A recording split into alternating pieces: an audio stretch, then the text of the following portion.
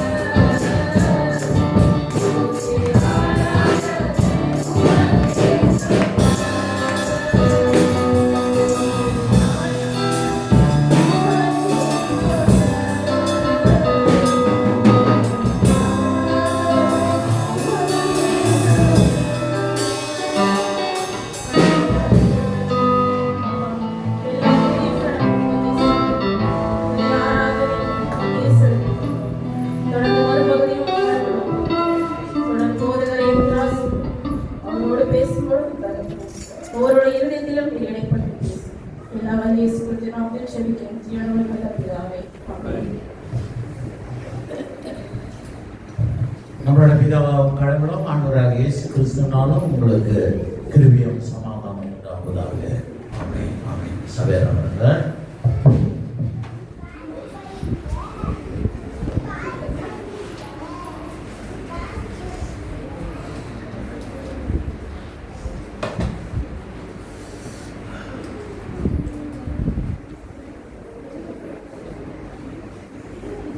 Laptop வேலை செய்யல.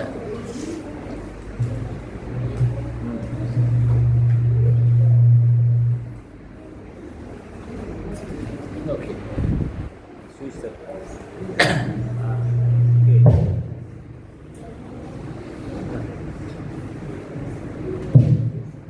Laptop நான் வேலை செய்யறேன். பேக்ல பாரு நாட்டது ஒயர் பாரு. கிறிஸ்து பிரியமானவர்களே, இன்றைக்கு ஆண்டவர் வருகையின் முதல் ஞாயிறு, the first Sunday in Advent. Advent என்றால் ஆண்டவர் வருகை, the coming of Christ. ஓகேவா? ஆக இன்றைக்கு the first Sunday in Advent. நம்ம ஆல்டரில் பார்த்தாக்கா எக்ஸ்ட்ரா ஒரு 4 கேண்டல் வந்து நம்ம கொடுத்துக்கிட்டு இருக்கோம். ஒவ்வொரு வாரம் ஒரு கேண்டல். ஆக அது வந்து கிறிஸ்துவின் வருகைக்கு ஒவ்வொரு வாரம் நம்ம கொடுத்துக்கிட்டு இருக்கோம். இன்றைக்கு வந்து கூட்டி விடுறேன்.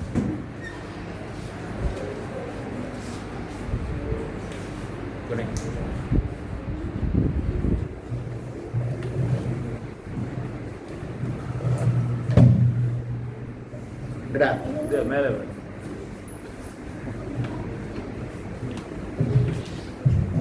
ஓகே. இன்றைக்கு வந்து நம்ம வந்து கேண்டல் கொடுத்திருக்கிறோம். கேண்டலுக்கு அடையாளம் விசுவாசம். அதாவது கிறிஸ்து வருகிறார், அந்த வருகைக்கு நாம் விசுவாசமாக கேண்டல் நாம் கொடுக்கிறோம். அது நீங்களும் விசுவாசிக்க வேண்டும். ஆண்டவர் சொன்னபடியே அவர் சொல்லிட்டு போயிருக்கிறார், நான் மீண்டும் வருவேன் என்று சொன்ன ஆண்டவர், அந்த ஆண்டவர் நிச்சயம் வருவார். அது நாம் விசுவாசிக்கிறோம். அதன் அடையாளமாக நம் கேண்டலாக அந்த விசுவாச கேண்டலை நாம் கொடுத்திருக்கிறோம். அல்லேலூயா. அப்போ ஒவ்வொரு வாரம் ஒரு நோக்கம், அது ஒரு செயல் உண்டு. அது அடுத்த வாரம் நான் என்னன்று நான் உங்களுக்கு சொல்கிறேன். ஓகே. ரெடி.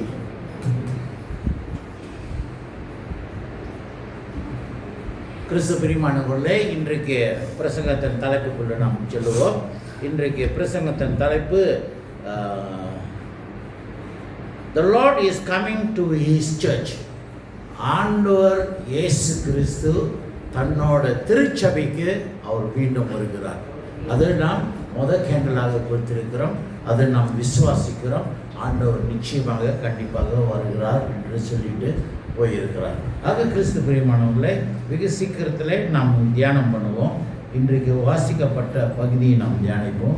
மத்தேயு 21 வசனம் 1-9 வரை. அவர்கள் எருசலேமுக்கு சமீபமாய் சேர்ந்து ஒலிவ மலைக்கு அருகான பெத்பகேக்கு வந்தபோது இயேசுவானவர் சீஷரில் 2 பேரை நோக்கி, உங்களுக்கு எதிரே இருக்கிற கிராமத்துக்கு போங்கள். போன உடனே அங்கு ஒரு கழுதையும் அதனோடு ஒரு குட்டியையும் கட்டியிருக்க கண்பீர்கள். அவைகளை அவிழ்த்து என்னிடத்தில் கொண்டு வாருங்கள். ஒருவன் உங்களுக்கு ஏதாயிலும் சொன்னால் இவைகள் ஆண்டவருக்கு வேண்டும் என்று சொல்லுங்கள். உடனே அவைகளை அனுப்பி விடுவான் என்று சொல்லி அவர்களை அனுப்பினான். கிறிஸ்து பிரியமானவர்களே, இந்த பகுதி நாம் ஏற்கனவே இந்த ஆண்டு நாம் வாசித்தோம். ஞாபகம் இருக்குங்களா? எப்போ நம்ம அதை வாசித்தோம்? குருத்தோர் ஞாயிறு இல்லையா? Palm sunday. Okay, palm sunday அன்றைக்கு நாம் இந்த பகுதியை வந்து நாம் வாசித்தோம். இப்போ மீண்டும் நாம் அதை வாசித்து அதை தியானம் பண்ண போகிறோம். இன்றைக்கு நாம் வாசிக்கிற நோக்கம், ஆண்டவர் வருகிறார். ஆண்டவர் பாம் சண்டே அன்றைக்கு குருத்தோர் ஞாயிறு அவர் சொன்னபடியே அந்த வார்த்தையின் பிரகாரம் எருசலேமுக்குள்ளே அவர் நுழைகிறார். அவர் போகும்போது இந்த ஒரு நிகழ்வு நடந்து ஆகும். ஆக அந்த காரியத்தை குறித்து ஆண்டவர் நம்ம வந்து பாம் சண்டே அன்னைக்கு வாசித்தோம்.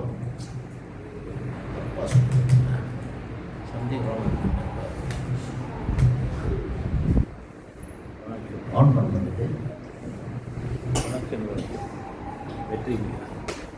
வெற்றி ஓடுங்க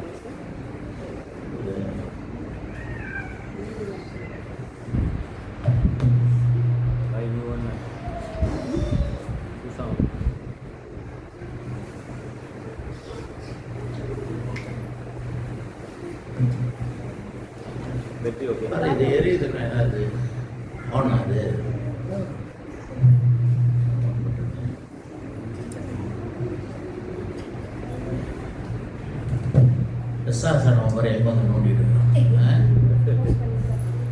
என்னோட இன்னொரு லேப்டாப் டச் ஸ்கிரீன் அது சொன்னபடியே நம்ம வந்து ஏன் இன்னைக்கு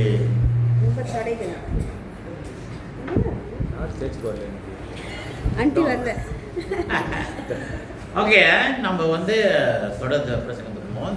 இன்றைக்கு என்ன வாசித்தனாக்க ஆண்டவர் எருசலேமுக்குள்ள போகிறார்.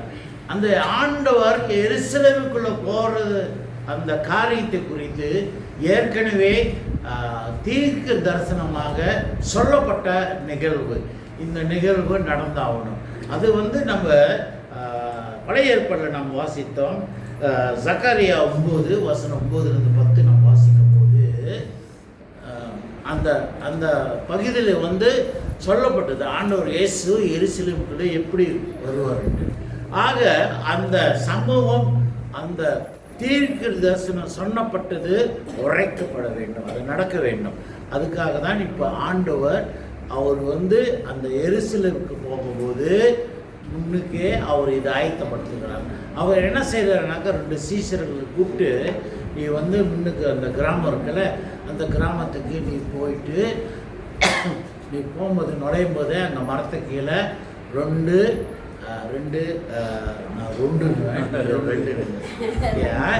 அது என்னது கழுதை தாயும் குட்டியும் கட்டி இருக்கும். அது நீங்கள் அவுத்துட்டு நீங்கள் எனக்கு கொண்டு வாங்க அப்படின்ட்டு ஆண்டவர் அந்த 2 சீஷர்களுக்கிட்டு சொல்லி அனுப்புகிறார். ஆக அவர் சொல்லி அனுப்பும்போது அவர் அப்பயும் சொல்கிறாரு பாருங்க, அப்படியாவது அந்த அந்த கழுதை குட்டி தாய் ஓனர் அல்லது அங்கே யாராவது பார்த்து இப்படி கேட்டாக்கா, ஏய் நீ இது உன்னோட கழுதை குட்டி இல்லையே, கழுதை இல்லையே, இனியே அவுத்துட்டு போய் எடுத்துகிட்டு போகிற அப்படின்ட்டு ஒரு கேள்வி எழுப்புச்சுனாக்கா நீங்கள் அவர்கிட்ட சொல்லுங்கள், இதுக்கு யாருக்கு தேவைப்படுது? ஆண்டவருக்கு தேவை அப்படின்னு நீங்கள் சொல்லுங்க. அவங்க உங்களை எதுவும் செய்ய மாட்டாங்க, உங்களை ஓகே எடுத்துருக்கோம்னு சொல்லுவாங்க. அப்போ இந்த செயல் நடக்கணும். அப்படியே யாராவது கேட்டாக்கா அதெல்லாம் தான் ஆண்டவர் பரிசுத்த ஆவியானவர் நடத்துவார். புரியுதுங்களா? ஆக இந்த நிகழ்வு நடக்க வேண்டும். அவர் சொன்ன பிரகாரம் அது போல இவங்க அங்கே போகும்போது அந்த கிராமத்துக்குள்ளே நுழையும் போது அந்த 2 இது கழுது குட்டியும் தாயும் பார்த்து அவங்க அவுத்துட்டு அவங்க கொண்டாடுறாங்க. அப்போ கேட்கும்போது சொல்கிறாங்க, இது ஆண்டவருக்கு தேவைப்படுது அப்படின்ட்டு அவங்க கொண்டாடுறாங்க. கொண்டாடும் போது அவங்க வந்து ஆயத்தமாக ப்ரிப்பேர் பண்ணுறாங்க. அந்த கழுதையும் குட்டியும் அந்த இயேசு விட்டு கொண்டாடுறாங்க. தொடர்ந்து என்ன நடக்குதுமா?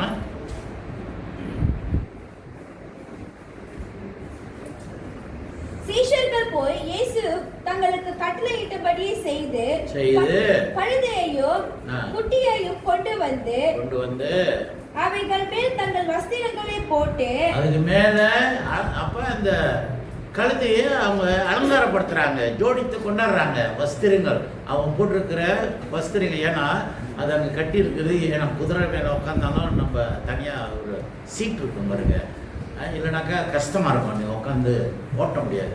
அதே போல் கழுதையும் நீ ஓட்டும் போது அது மேலே ஏதாவது வைக்கணும். இவங்க என்ன வைக்கிறாங்க, அவங்களோட போட்டிருக்குது அப்போல்லாம் அங்கி தான் போட்டுப்பாங்க, சரிங்களா?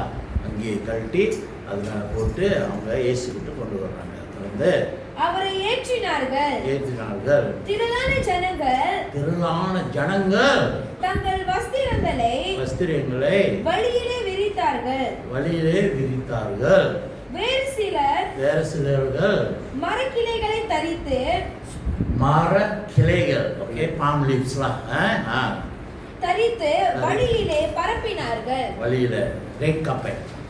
கிறிஸ்து பிரியமானவர்களே, அங்குள்ள ஜனங்கள் அறிந்து கொண்டார்கள் இந்த நிகழ்வு நடக்க வேண்டும். ஆவியானவர் வெளிப்படுத்துகிறார். சொன்ன பிரகாரம் சக்கேரியா 9:1 எழுதப்பட்ட பிரகாரம் இது நிகழ்வு அங்கே நடக்குது. கிறிஸ்து பிரியமானவர்களே, இன்றைக்கு வருகை குறித்து நாம் எப்படி ஆயத்தமாக இருக்கிறோம்? இப்போ பாருங்க, அன்பில் பெரிய இஷ்யூ உண்டானது. டொனால்ட் ட்ரம்ப் மலேசியாவுக்கு வந்தாரா இல்லையா? ஆஷியன் சமிட்டுக்கு அவனோட வருகை எப்படி செஞ்சாங்க பார்த்தீங்களா? அன்வார் எப்படி வருகை வச்சாருட்டு ஏர்போர்ட்டில் பிள்ளைங்களை வச்சு. அப்புறம் என்னமோ ஒரு பாட்டு பண்ணாங்க. என்ன பாட்டு? டான்ஸ் ஆடிக்கிட்டு இருந்தாங்க அந்த பாட்டுக்கு. அந்த பாட்டுக்கு அவங்க டான்ஸ் ஆடி ஸ்கூல் பிள்ளைங்களை கொடியெல்லாம் அப்படி அமெரிக்கன் கொடி மலேசியன் கொடி வச்சு ஆடிக்கிட்டு இருக்கிறாங்க. அந்த ரீதமுக்கு தகுந்த மாதிரி டொனால்டும் ஆடுறான். பாருங்க, அவன் ஆடுறதே ஒரு இஷ்யூ அவனானது. அப்போ நீ ஆடி இருக்கும்போது பக்கத்தில் அன்வார் சும்மா இருக்க முடியுமா? அவனும் கொஞ்சம் ஐஸ் வைக்கிற வச்ச அவனும் சேர்ந்து ஆடி இருக்கிறான். அப்போ அது கொண்டாட் பண்ணுறானுங்க. ஒப்போசிஷன் பாஸ் தானே என்ன பண்ணுறானுங்க பாரு, ஒரு பிரைம் மினிஸ்டரு அவனை எப்படி வர வைக்கிறாங்க, ரெட் கார்பெட் கொடுத்து வர வைக்கிறாங்க. அவ்வளோ மனிதன், ஒரு யுஎஸ் பிரசிடென்ட், அவனுக்கிட்ட இருந்து ஏதாவது நம்மளுக்கு நடக்கணும், நல்ல காரியம் நடக்கணுன்றதுக்காக இப்பேற்பட்ட காரியங்கள் மனிதனாக நம்ம ரிஷபம் செஞ்சது. அது மட்டும் இல்லை, அவனோட வருகைக்காக அந்த ரோடே சுத்தம் பண்ணி விட்டாங்க. புரியுதுங்களா? அவங்க ஏர்போர்ட்லேருந்து கேஎல் வரைக்கும் கேஎல்சிசிக்கா அந்த இடத்துக்கு வர்றதுக்கு the whole road is being closed. எவ்வளோ போலீஸ் டிராஃபிக்கு காடிங்க. அவன் வரும்போதே அவன் காடி சொந்தமாக அவங்க கொண்டாடுவானுங்க. நம்ம காடியிலலாம் ஏற மாட்டான். நீ புரோட்டான் சகால ஏற்றுறாங்க உட்கார வேண்டாம். அவனுக்குன்னு அந்த காடி தனியாக ஒன்று இறங்கும். அவனோட காடி மாதிரியே ஒரு கார் இல்லை, 5 கார் ஈக்கோட் பண்ணும். அப்போ நீ ஈக்கோட் பண்ணுறது உங்களுக்கு தெரியாது எந்த காரில் டொனால்ட் ட்ரம்ப் உட்காந்துருக்கிறான்ட்டு. அப்படியும் அவனை அசாசினேட் பண்ணுறாங்கன்னு வச்சுக்கோங்க. ஷாப் சுற்றுன்னு எந்த காடியில் வரான்னு தெரியாது. அப்புறம் காடியெல்லாம் புல்லட் ப்ரூஃபு அந்த மாதிரி. ஆனால் அவன் காரில் டொனால்ட் என்ன சொல்லியிருக்கிறான், அன்வார் நீ என் கூடயே வா. அவன் காரில் உட்காந்ததுக்கு அது ஒரு பெரிய பெருமை அன்வாருக்கு. பாரு, நான் தான் தடவை பிரசிடென்ட் காலில் உட்கார வச்சு என்னை கூட்டு போனான். அது ஒரு அவனுக்கு கொம்பு முடிஞ்ச மாதிரி. கிறிஸ்து பிரியமானவர்களே, இன்றைக்கு ஆண்டவர் வருகை பாருங்க. அங்குள்ள ஜனங்கள், இவரு தான் ராஜாதி ராஜா, நம்மளைய ரட்சிக்க போற, நம்மளைய காப்பாற்ற போற. ரட்சிக்கிறது கூட இல்லை தெரியுமா, நம்மளையே இந்த ரோமன் அரசாங்கம், அப்போ ரோமர் ஆட்சி, இந்த அரசாங்கம் நம்மளையே நியாயமாக நடத்தலை, அக்கிரமாக நடத்துகிறார்கள். தேவையில்லாத வரி வட்டி என்னென்னமோ போட்டு அவங்களுடைய சித்திரவதை பண்ணுறார்கள். இதிலிருந்து நாங்கள் விடுதலை ஆக வேண்டும். இந்த வார்த்தை சொன்ன பிரகாரம் நம்மளைய காப்பாற்ற போகிற ஒரு ராஜா வர போகிறாரு. அந்த ராஜா தான் மேசையா. அந்த மேசையா தான் இந்த இயேசு என்று இவர்கள் எல்லாம் நம்பினார்கள், விசுவாசித்தார்கள். அதனால அந்த ராஜ்ய வருகையை இவர்கள் செய்தார்கள். அந்த ரோடெல்லாம் அப்போ ரேட் காப்பாற்றில் அவங்களோட அங்கேயே கழட்டி ரோட்டில் போட்டு பத்தாம அங்குள்ள கிளைகள் எல்லாம் வெட்டி ரோடெல்லாம் அலங்காரப்படுத்தி அவர் அந்த கழுதியில் வர்றது இவர்கள் வரவேற்றார்கள். ஏனென்றால் இந்த வருகையை இந்த இயேசு கிறிஸ்து தான் அந்த மேசையா. இந்த மேசையா தான் நம்மளைய காப்பாற்ற போகிறார் இந்த ரோமன் அரசாங்கத்தின் கையில் இருந்து. அப்போ அவர் அதுதான் அவங்களோட நோக்கமாக இருந்தது அக்காலத்தில். தொடர்ந்து நம்ம வாசிக்கும் போது பாருமா எப்படி வர்றாரு. முன் நடப்பாரும் பின் நடப்பாரும் முன்னுக்கும் பின்னாலும் திரளான ஜனங்கள் கூட்டம், பெரிய கூட்டம். தாவீதின் குமாரனுக்கு ஓசன்னா, தாவீதின் குமாரனுக்கு ஓசன்னா, கர்த்தரின் நாமத்தினாலே வருகிறவர், கர்த்தர் நாமத்தினாலே இயேசு கிறிஸ்து பிதா நாமத்தினாலே வருகிறார். இவர் அந்த மெஸ்ஸையா, சோஸ்தரிக்கப்பட்டவர், தோத்தரிக்கப்பட்டவர், உன்னதத்திலே ஓசன்னா என்று சொல்லி ஆர்ப்பரித்தார்கள். கிறிஸ்து பிரியமானவர்களே, அந்த மாதிரி இயேசு கிறிஸ்துவை இந்த ஜனங்கள் அவர்கள் நம்பினார்கள். இயேசு அவர்களுக்கு விடுதலை கொடுக்க போறார். ஆக கிறிஸ்து பிரியமானவர்களே, இன்றைக்கு என்ன நம்ம பார்க்கலாம், நம்ம எந்த மாதிரி ஆயத்தமாக இருக்கிறோம், அதுதான் இன்றைக்கு கேள்வியாக இருக்குது. ஆண்டவர் அவரோட வருகையிலே நம்ம பார்க்கிறோம். அவர் வருகை மனிதன் ஆண்டவர் எதிர்பார்க்கல. ஏன்னா ஒரு ராஜாவாக வந்தாக்கா பயங்கரமாக தான். டொனால்ட் ட்ரம்பே அப்படி வரவைத்தார்கள். அப்போ இவர்களை அந்த ராஜா அப்படி வரவைப்பார் என்று இயேசுவும் எதிர்பார்க்கல. ஆனால் அவர் தாழ்மையாக தான் வந்தார். கழுதியின் மேலே ஏறி வந்தார். அவர் லிமோசினில் வரல, நல்ல பெரிய குதிரை சேரியட்டை அதில் வரல, ரதத்தில் வரல அவர். ஆனால் ஒரு சாதாரணமான ஒரு மேசையா நம்மளுக்காக கல்விக்கு வந்தார். அவரோட வருகையை ஆக்சுவலி இவனுங்க ரோமன் அதிகாரத்தில் காப்பாற்றிருக்காங்க. இவர்கள் எல்லாரும் ரட்சிக்கப்பட வேண்டும். பாவத்திலிருந்து நீ மனம் மாற வேண்டும். You have to repent from your sin. ஏன்னா ஆண்டவர் யோவான் ஸ்நானம் சரி, இயேசு கிறிஸ்துவும் சரி, அவர்களோட ஊழியத்தில் இதுதான் அவர்களை பிரசங்கம் பண்ணார். பரலோக ராஜ்யமோ சமயமா இருக்குது, அதனால நீங்க மனமாறுங்கள். ஆக இயேசு அந்த எண்ணத்திலும் அந்த சிந்தையிலும் அவர் வருகையை அவர் செய்தார். ஆக மனிதர்கள் தப்பாக புரிந்து கொண்டாங்க. இயேசுக்கு முக்கியம், நீங்க எல்லாம் பரலோகத்துக்குள்ள வர வேண்டும். இந்த பூமி அதிகாரத்தை குறித்து நீங்க கவலைப்படாதீங்க. அது நடக்க வேண்டியது நடந்தாலும் அதுக்கு முடிவு ஆண்டவர் செய்வார். ஆக ஆண்டவர் எப்படி அவர் வந்தார்ட்டு தொடர்ந்து நம்ம வாசிப்போம். புரிஞ்சா? ஓகே, அவரோட உள்ள திரும்பி வாசிக்குமா, அந்த கழுதை குட்டி மேலே எப்படி வர்றாரு.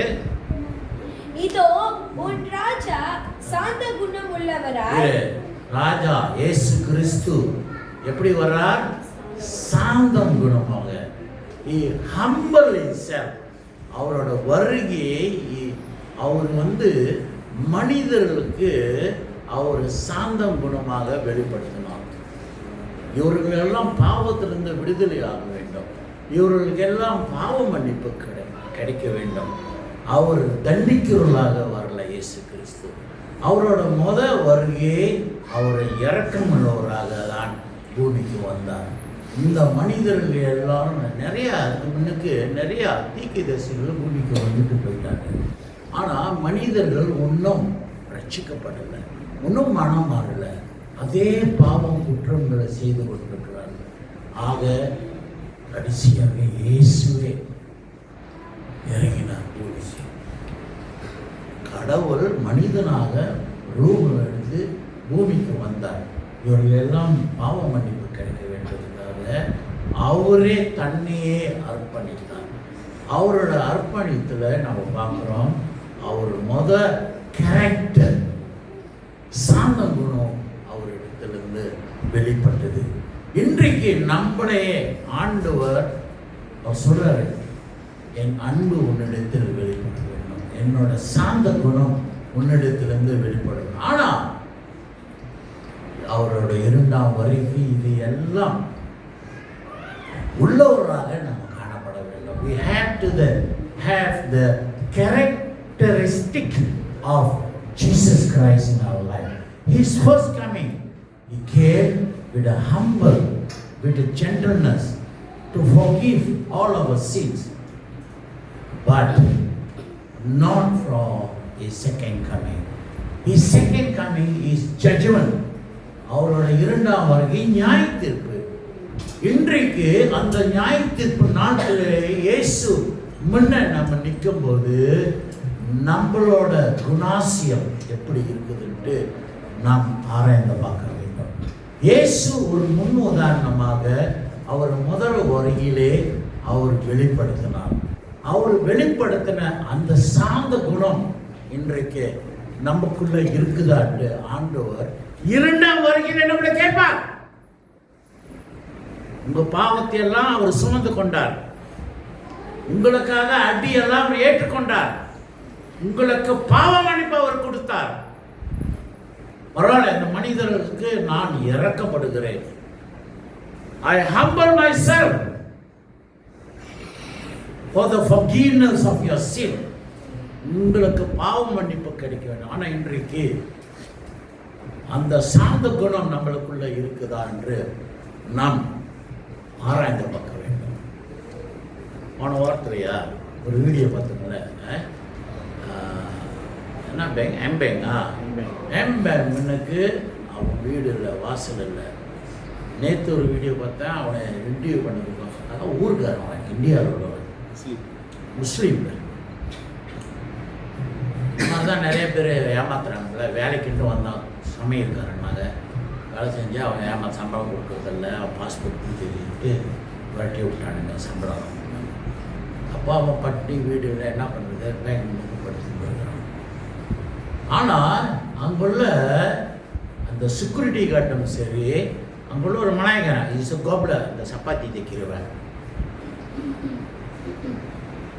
அவனை எப்படி நடத்தினாங்க? ஒரு இறக்கம் இல்லாமல் தூங்கிட்டுருவன் தண்ணி ஊற்றி எத்தி அவனை நடத்துனாங்க. நம்ம சும்மா தூங்கிட்டு இருக்கும்போதே அவனா தண்ணி தெளிச்சால எவ்வளோ ஆத்திரம் வரும் நம்மளுக்கு.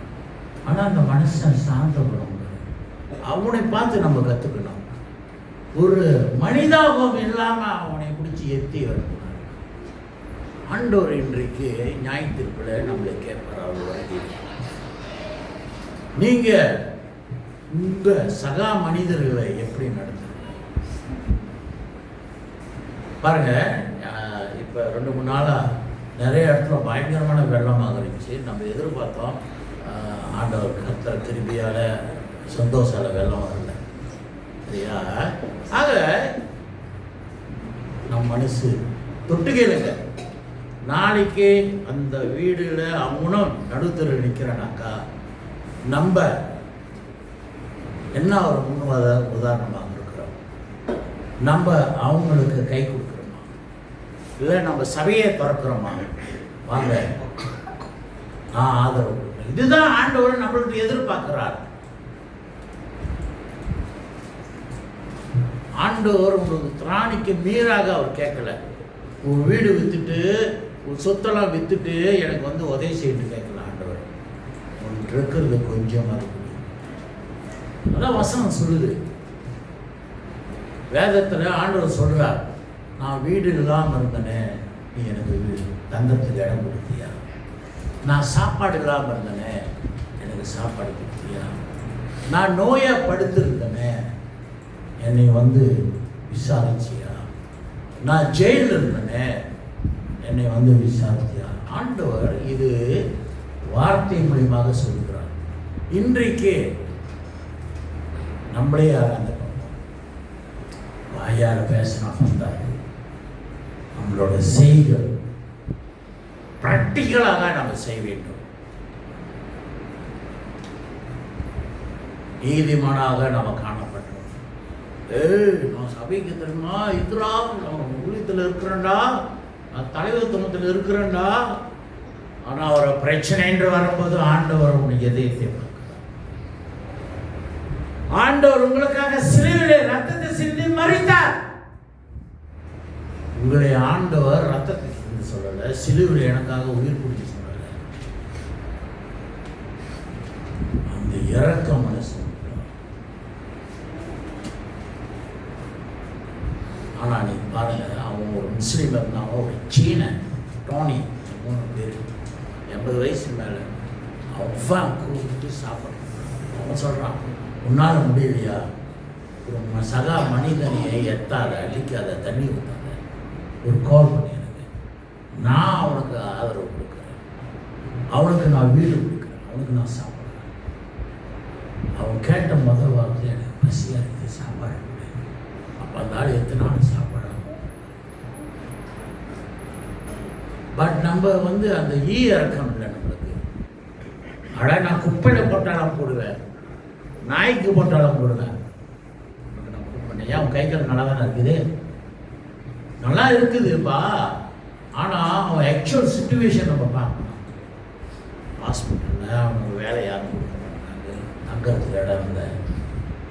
அவனுக்கு நான் தலையெடுத்தா வீடு இந்தியாவில் விட்டுட்டு வந்து பேன் பண்ணி போயிட்டு. We have to be sympathy. இறக்கப்பட வேண்டும். We have to humble.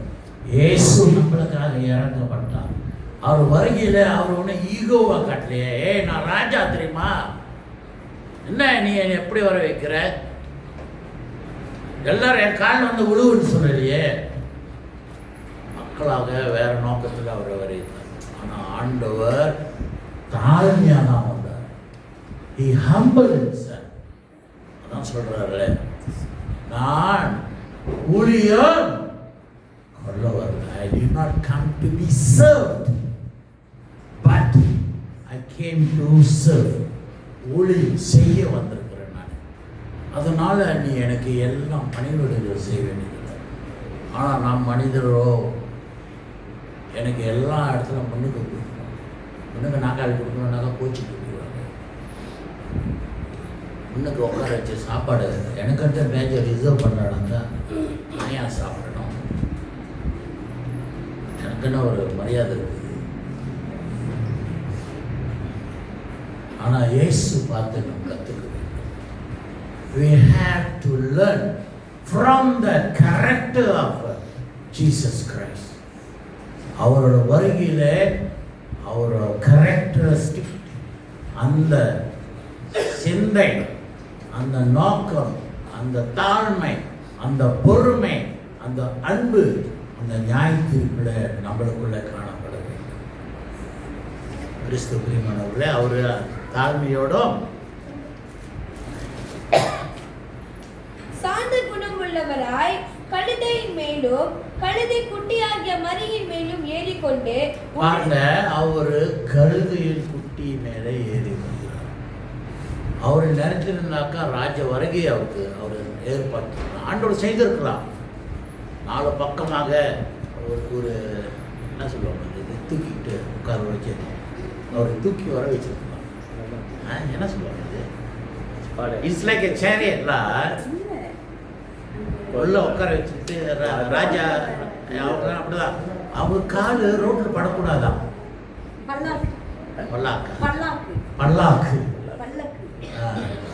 பார்த்துருக்கலாம் சினிமாலலாம். ஆனால் நம்ம வெளிச்சல இந்தியாவில் இருக்கும் ராஜு, அந்த ராஜா காலு மண்ணில் படக்கூடாதான், உட்கார வச்சு 4 பக்கமாக ஆளு வச்சு தூக்கிட்டு வருவாங்க.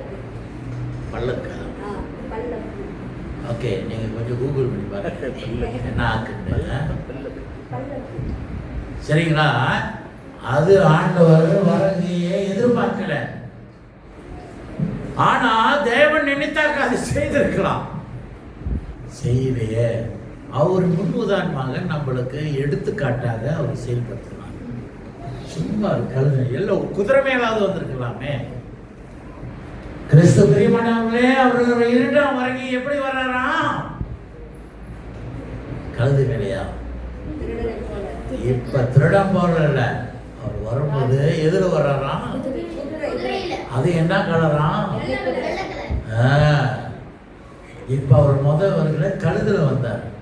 நம்ம எல்லாம் கழுது பார்த்தாக்கா கேவலமா நினைப்போம், குதிரை பார்த்தாலும் கொஞ்சம் பெருமையா இருப்போம். நீ ஒரு ஓனர் சொந்தக்காரன், நான் 10 கழுதுக்கு சொந்தக்காரனாக சிரிப்பானுங்க.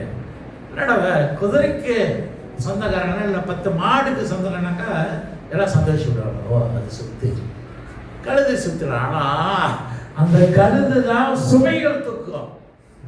இந்தியாவில் அந்த கழுதையை வந்து என்ன தூக்கிட்டு போமா, நிறைய அழுக்கு துணி டோபி வாய்ப்பானுங்க. இங்கே தான் இப்போ மோட்டர் சைக்கிள் பைசிக்கிள் அப்படி இருக்குது. இப்போ ரொம்ப ட்ரெண்டிங் ஆச்சு. எல்லாம் வாஷிங் மிஷின் இருக்குது. காசு போட்டு நீ கடையை திறட்டாங்க, லாண்ட்ரி ஷாப்பு. அந்த காலத்தில் கழுதை தான் எதிர்பார்த்தாங்க. அந்த கழுதையே அவங்களோட சுமை திட்டு. இன்றைக்கு ஆண்டவர் வருகையே வருகையே இயேசுவை சுமந்தது அந்த கழுதை. இன்றைக்கு ஆண்டவர் 2ஆம் வருகைக்கு இயேசுக்காக நீங்க என்ன சுமந்தங்க? கழுது போல பாடுபட்டு கம்பேர் பண்ணி பாருங்க. நம் வாழ்க்கையே எப்படி ஆண்டவரை சுமந்தது அந்த கழுதைக்கு தான் கௌரவம் உண்டானது. பெருமையா பேசுறது கழுதை, எல்லாம் சும்மா தண்டமா இருக்கிற, நான் ராஜாயை சுமந்து கொண்டு போனேன். அவ்வளவு பெருமையாக பேசுறது. ஒரு கதை உண்டு, சிறு கதை. மரம் மற்ற பெருமையா பேசுதான். எல்லாம் என்ன பேசிட்டு இருக்கிற, அந்த இயேசு கிறிஸ்துவே என் மேலதான் அவர் மரித்தார், நான் அவரை சுமந்த அந்த கிராஸ் இன்றைய வரைக்கும் எல்லாரும் நம்ம போட்டுட்டு இருக்கோம். அந்த மரத்துக்கு அந்த பெருமை. அதே போல நம்ம கிறிஸ்தவனாக ஒரு பயணம் உள்ளவனாக, you has to be useful to Christ. உன்னை பார்த்து ஆளு சொல்லணும், இவன் கிறிஸ்துவ பிள்ளை, இவன் கிறிஸ்துவுக்காக இது செய்தான் அது செய்தான், சாட்சியாக இருந்தான். நாம் மரித்தாலும் நல்ல ஒரு சாட்சியின் மரணமாக இருக்க வேண்டும். வசனத்தின் பிரகாரம் நல்ல ஒரு ஓட்டத்தை ஓடி முடித்து பெருமையாக நம்ம சொல்ல வேண்டும். மக்கள் பார்த்து நம்மளை சொல்லக்கூடாது. அவனா நம்ம தோத்துறனாக்கா அவன் ஆத்திரானுவான், அதே கேட்டாக்கா மூணு திருப்பி வச்சு நம்ம ஒரு மனுஷனாக மதிக்க மாட்டோம். அப்படி பேசுவாங்க. நாம் மறைத்திருப்போம் கிறிஸ்துவ சாட்சியாக மறைத்தாங்க பேச, அது கிறிஸ்துவுக்கு பெருமை.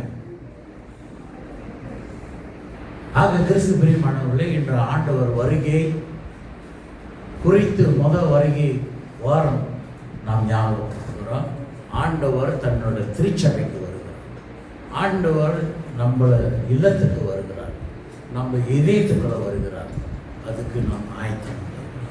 எப்படி இயேசு ஒரு சாந்த குணத்தோட தாழ்மையோட எருசலேமுக்குள்ள வந்தாரோ, அதே போல ஆண்டவர் 2ஆம் வருகையிலே நம்ம சாந்த குணம் உள்ளவர்களாக இருக்க வேண்டும், இரக்கம் உள்ளவர்களாக இருக்க வேண்டும், கண்ணெஞ்சுக்காரனாக இருக்கக்கூடாது. புரியுதுங்களா?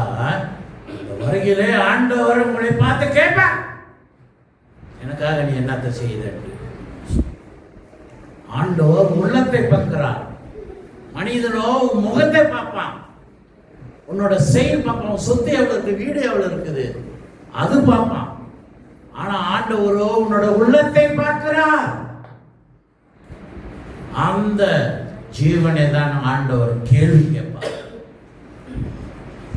எனக்காக நீ என்ன செய்த? ஆக கிறிஸ்து பிரியமானவர்களே, ஆண்டவர் வருகை சொன்ன பிறகு சீக்கிரமாக இருக்குது. இன்றைக்கு கிறிஸ்மஸ் அன்றைக்கு ஆண்டவரோட வருகை குறித்து நாம் தியானம் பண்ணுவோம். நம்ம அனுசரிக்கிறோம் ஆண்டவர் வருகை இப்படி இப்படி. ஆனால் முக்கியமாக அவரோட 2ஆம் வருகைக்கு நம்ம ஆயத்தமாக இருக்கணும். You have to get ready for his second coming. His first coming is only a reminder for us what he did for us, but his second coming is the judgment. அந்த நியாயத்தீர்ப்பு தான் மிக முக்கியமானது. அந்த நியாயத்தீர்ப்புக்கு நிற்க நாம் தகுதியுள்ளவனாக இருக்க வேண்டும். உங்களையே நீங்கள் ஆராய்ந்து பாருங்க. எப்போது நான் சொல்கிறேன்ல, தொப்பு டாட்டா தானியா இங்கே சொல்லிடுறான், நான் சொல்லி காட்ட வேண்டியதில்லை. நீ ஆண்டவருக்கு பிரியமானவனாக இருக்கிறியா? அது நீங்கள் ஆராய்ந்து பாருங்க. நான் இயேசுக்காக என்ன செய்தேன்றான், மனிதனுக்காக நான் என்ன செய்தேன் நீங்கள் பெருமை கொண்டாடுங்க. இயேசுக்காக அவர் எப்படி தாழ்மையாக இரக்கமுள்ளவராக இருந்தாரோ அந்த ஒரு செயல் நம்மளுக்குள்ள காணப்பட வேண்டும்.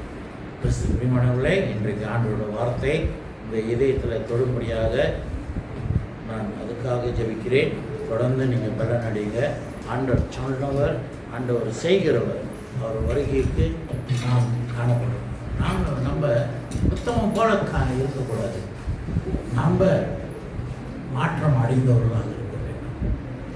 அவரோட வருகை குறித்து நாம் பாடுவோம். ஓசானா ஓசானா ஓசானாக்கா the God is going to save me. அந்த ஆண்டவர் இரண்டாம் வருகையிலே நம்மளைய காப்பாற்றி நம்மளைய பரலோகத்துக்குள்ளே கொண்டு போக வேண்டும். அதுதான் நம்மளோட டெஸ்டினேஷன் கடைசி பயணம். அந்த பயணத்துக்குள்ளே நாம் இருக்க வேண்டும். அந்த பஸ்ஸுக்குள்ளே நம்ம உட்காந்து போக வேண்டும். புரியுதுங்களா? நாம் பின்வாங்கி இருக்கக்கூடாது. போதும், நான் செஞ்சதே போதும், கொடுத்ததே போதும், அந்த மாதிரி நீங்கள் முடிவு பண்ணாதுங்க. ஆண்டவர் முடிவு பண்ணுவார். நீ எம்மட்டும் அவருக்காக உண்மையாக இருக்கு. இந்த நாளில் இந்த வார்த்தையை உங்களையும் குடும்பத்தையும் பிள்ளைகளையும் ஆண்டவர் ஆசீர்வதிப்பாராக. ஜெபம் செய்வோம். ஆண்டவரே, இன்றைக்கு கொடுத்த வார்த்தைக்காக நன்றி. உங்களோட வருகையின் குறித்து நாங்கள் விசுவாசிக்கிறோம் தேவனே. ஆண்டவரே, உங்களோட இரண்டாம் வருகையிலே அது நியாயத்தீர்ப்பு நாள். உங்களோட முதல் வருகையை எங்களுக்காக நீ சிலுவையிலே மறித்தீர், எங்களுக்காக நீ ரட்சிப்பு கொடுத்தீர். ஆனால் உங்களோட இரண்டாம் வருகையிலோ ஆண்டவரே, நாங்கள் நியாயத்தீர்க்கப்பட போகிறோம். அதுக்கு நாங்கள் ஆயத்தமாக உண்மையாக காண எங்களை நடத்த முடியாத ஜெபிக்கிறோம். நீ நல்லவர், நீ வல்லவர். இன்றைக்கு கொடுத்த ஒவ்வொரு வார்த்தைக்கு நாங்கள் தகுதி உள்ளவர்களாக காணப்பட எங்களை நடத்தும். இயேசுவின் நாமத்தில் ஜெபிக்கிறோம் நல்ல பிதாவே. ஆமென். ஆமென். அல்லேலூயா. கிறிஸ்து பிரியமானவர்களே, இப்போ